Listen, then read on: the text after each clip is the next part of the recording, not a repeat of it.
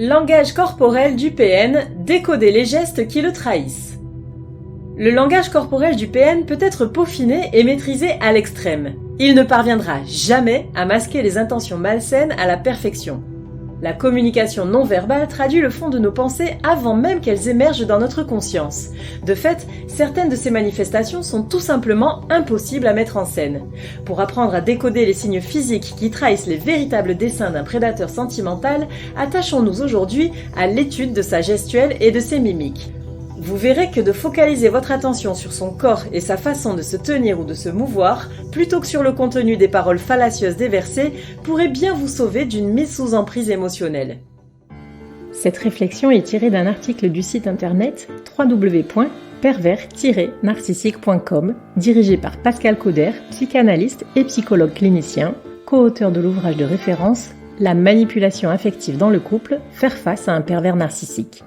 Depuis plus de 30 ans, Pascal Couder et son équipe de thérapeutes spécialistes des questions autour de la manipulation sentimentale prennent en charge les victimes de PN francophones partout dans le monde grâce à la vidéoconsultation. Rendez-vous sur pervers-narcissique.com pour accéder gratuitement à une multitude de ressources précieuses. Le langage du corps d'un manipulateur. Ce qui se lit à travers l'étude du langage corporel du PN peut permettre de cerner certains aspects de sa personnalité.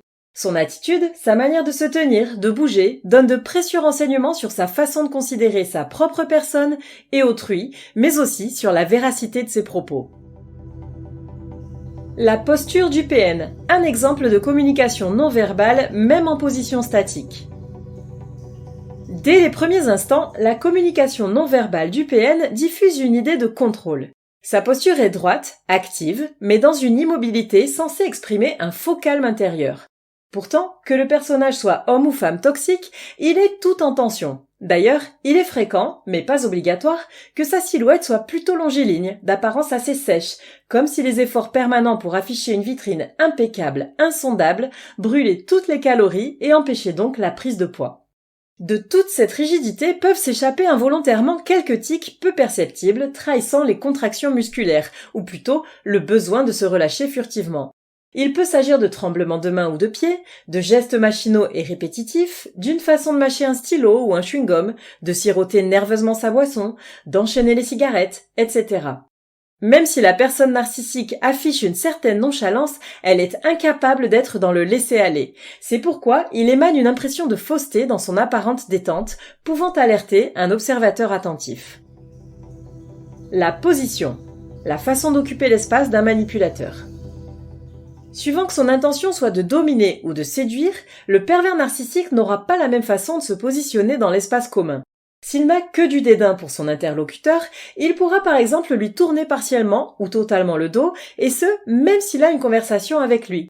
Il n'hésitera pas non plus à déplacer les objets liés à cette personne, comme la chaise qu'elle occupait ou le manteau qu'elle a déposé, afin de limiter ses droits sur le territoire. S'il se méfie, il se tiendra à distance, mais dans une attitude supérieure. D'ailleurs, il est intéressant de noter que cet éloignement physique pourra tout à fait se faire sur un plan vertical. Ainsi, le manipulateur à l'ego démesuré n'hésitera pas à se surélever sur une marche ou un muret. Ce piédestal, il ne le quittera pas facilement, forçant autrui à aller vers lui. Ainsi, ce sera par exemple à l'autre de se lever pour le saluer. S'il est dans un rapport d'imposition de sa domination, il se placera dans un endroit central et s'étendra au maximum, repoussant tout ce qui se tient devant lui et gêne l'expansion de son narcissisme. Au cours d'un dîner, il aura par exemple une place de choix à table et aura tout le loisir de déployer ses bras, ses jambes et ses effets personnels, obligeant implicitement les autres à s'entasser entre eux. Enfin, dans un rapport de séduction, voire d'intimidation, il pourra par contre se tenir droit devant son interlocuteur, ne lui laissant aucune possibilité de fixer son attention ailleurs que sur lui, dans une sorte d'envahissement de sa sphère intime. La gestuelle, ce que disent les mouvements d'une personnalité toxique. Les gestes du PN sont avares et calculés. S'il prend quelqu'un dans ses bras pour imiter l'empathie qui lui fait tant défaut, il ne tiendra pas plus de quelques secondes. Il en résultera toujours une impression de malaise, de manque de spontanéité et d'authenticité.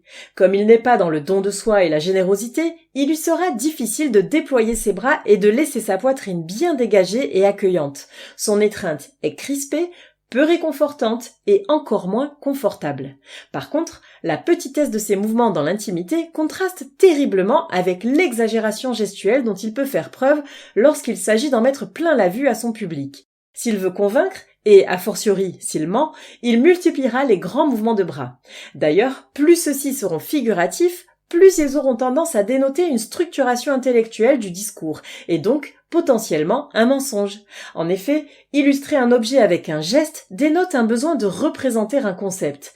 Quelqu'un qui relate une expérience vécue sera beaucoup moins dans la description objective et beaucoup plus dans la verbalisation du registre émotionnel. À l'inverse, si le manipulateur est dans une attitude défensive, soupçonneuse ou de rejet, ses membres supérieurs formeront une barrière, bras croisés ou bien tendus avec la main ouverte pour bloquer les intrusions dans son espace. De même, sa poignée de main en dira long sur son appréciation de l'autre. Soit elle sera molle et dédaigneuse, traduisant son mépris, soit elle sera ferme et longue, limite écrasante et gênante. Le MPN pourra même l'utiliser pour tirer son interlocuteur à lui, tel un prédateur qui amène à sa bouche la proie qu'il vient d'attraper. Quel qu'il soit, ce serrage de main sera vécu comme déstabilisant. Enfin, ces jambes fonctionneront selon les mêmes règles. Les grands pas rapides qui obligent à accélérer pour suivre le manipulateur auront pour fonction d'imposer un rythme. Les petits pas lents pourront être de l'ordre de l'agressivité passive pour signifier la désapprobation par exemple. Les jambes étendues et gênant le passage relèveront du marquage de territoire, et celles recroquevillées tiendront les autres à l'écart. La voix et les mimiques du PN. Le langage non verbal au niveau de la tête. Tout comme son corps, le visage du MPN est contracté, fermé. C'est en l'analysant soigneusement que vous trouverez le plus de réponses. Voici les éléments sur lesquels porter votre attention afin de décrypter le langage non verbal des mimiques et des intonations. La position de la tête. Le fait de positionner sa tête donne de multiples renseignements. Un menton relevé et toisant exprime une sorte de mépris de l'autre. Par contre, dès lors que celui-ci se baisse pour sourire, il exprime une satisfaction de soi-même, comme si le PN souriait à son propre ego. Les manipulateurs sentimentaux ont aussi tendance à présenter plutôt le côté droit de leur visage, le côté gauche étant davantage assigné au registre de la connexion émotionnelle et de l'empathie, ce dont le pervers machiavélique est bien incapable. Présenter préférentiellement le côté droit indique une activation de l'hémisphère gauche du cerveau, celui dédié à la logique et au raisonnement, c'est-à-dire au calcul, à l'analyse et à la stratégie. De plus, à l'instar d'un prédateur les yeux rivés sur une proie potentielle, la tête se détourne peu de l'objet de sa convoitise. Si elle le fait, c'est pour feindre une attitude détachée. Le mouvement sera alors très bref et peu marqué de clignement des yeux, ce qui indiquerait un réel intérêt pour l'interlocuteur. Le haut du visage. Le plus grand indicateur de la sincérité d'une personne, ce sont ses yeux. Le miroir de l'âme, comme le disait Cicéron. Il y a un détail qui ne peut être feint. La dilatation des pupilles. Lorsque l'on n'est pas plongé dans la pénombre, observer l'expansion du cercle noir au centre de notre iris, sans variation de luminosité ambiante, est synonyme de plaisir. Quelqu'un qui éprouve une sensation agréable à votre contact aura les pupilles plus grandes. Si cette personne affiche une dilatation de ce type à un moment surprenant, il se peut que vous veniez de donner une information particulièrement jubilatoire à un manipulateur sentimental. Prudence donc si cet écarquillement semble intervenir sans raison. Dans tous les cas, ne prenez pas des yeux plissés et un regard scrutateur pour une marque de considération. Vous êtes peut-être en train de faire l'objet d'une analyse précise par quelqu'un qui essaie de percer à jour vos failles narcissiques dans un but manipulatoire. Le bas du visage. Si vous voulez vous aussi lire dans les pensées de la personne qui se tient en face, vérifiez que ses yeux et sa bouche sont en concordance. Par exemple, un sourire qui ne s'affiche que sur les lèvres alors que le regard, lui, ne rit pas, est un faux sourire. Et si les dents n'apparaissent pas, au mieux, c'est de la timidité ou de la politesse. Au pire, c'est une moue forcée, c'est-à-dire à fonction sociale, pour afficher un masque. A contrario, certains rictus sont malaisants et ont une allure narquoise. Avez-vous l'impression qu'il se passe des choses peu avouables dans la tête de celui qui vous sourit ? C'est certainement que votre intuition est la bonne. Le langage non verbal est tellement subtil et instinctif que votre inconscient a sûrement détecté des signaux d'alarme avant même que votre conscience le sache. Enfin, une mâchoire serrée dont les muscles sont saillants indique une grande tension interne. Si le sujet crispé ne se trouve pas dans une situation de stress, il se peut que certains enjeux vous échappent. La question est de savoir pourquoi il ne vous dit pas tout. La voix et les intonations. La vie émotionnelle est très présente dans les intonations de voix de n'importe quel humain normalement constitué. On peut déceler que quelqu'un va bien ou mal au téléphone, sans autre indication que sa prosodie. Ainsi, les émotions du PN étant très pauvres, sa voix n'offrira pas toutes les modulations possibles grâce à l'influence des affects. Il pourra en jouer selon deux modes, soit en la portant loin et fort pour imposer sa domination, soit en la rendant peu perceptible pour demander à son interlocuteur de redoubler d'efforts d'attention. Si certains émois transparaissent dans la voix du pervers narcissique tels que la colère, l'agacement ou même la joie, ces manifestations seront toujours teintées d'étrangeté et d'inadéquation. En réalité, ces prédateurs sentimentaux ne vivent les émotions que de façon égocentrée. Si vous avez l'impression que quelqu'un prétend partager votre excitation, mais que cela sonne faux ou peu en rapport avec ce qui vous touche directement, on vous joue probablement la comédie. Le langage corporel du PN ne saurait tromper un regard averti. En effet, la communication non verbale donne des indications sur la personnalité et l'état d'esprit d'une personne bien avant qu'elle prenne la parole. Ayez confiance en votre capacité naturelle à détecter les dissonances entre l'impression que votre interlocuteur vous donne et les mots et les attitudes qu'il présente.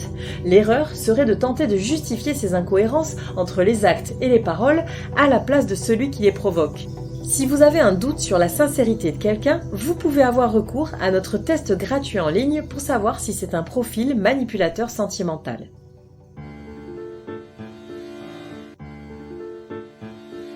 N'hésitez pas à vous faire accompagner par des thérapeutes spécialistes des questions de la perversité narcissique.